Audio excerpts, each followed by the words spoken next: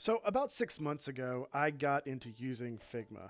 Um, it is one of it has quickly become my favorite graphics editing program. I have been using Adobe for a very, very long time, and I had heard of Figma but never really used it. And recently, I do almost everything in it. It is so wonderful to use as a graphics editing program, specifically for web design, for any graphics that are going into web. And I want to be very clear about this video. This is not a sponsored video. Neither of the products that I'm using are sponsored. It is just a process that I've started that I thought I would share with you, and hopefully it will encourage you to explore them as well. So what I did in this video is that I came up, I wanted to see what the working process was between Figma and a new product that I came across recently called Spline. Now, I'm late to the party. Lots of people have been using Spline, and I understand it's built off of 3JS, which is also an important like 3D model that people use. And so I'm a long time Blender user. I've used Blender for a long time. I recently built an entire environment for a video project, did renders out of it to promote and try to get approval for a lab project.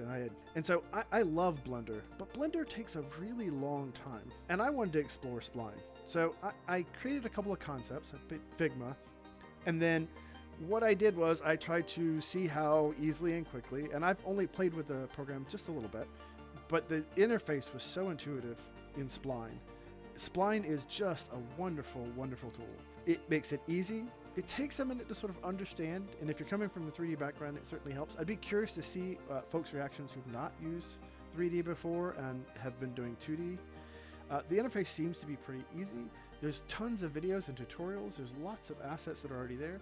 And one of my favorite things about Spline is that it can embed directly in your website. It hosts and is there, and you can interact. It has interactive capabilities that Blender takes so much work to even get close to doing, and I don't even know how to do in Blender.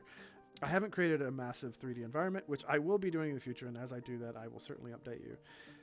But I will say this, if you are interested in 3D design, well, if you're interested in 2D design, give Figma a try. And if you're interested in 3D design, really give Spline a shot. Spline.design. It is really intuitive, and I feel like I just barely even grazed the surface of what its potential is.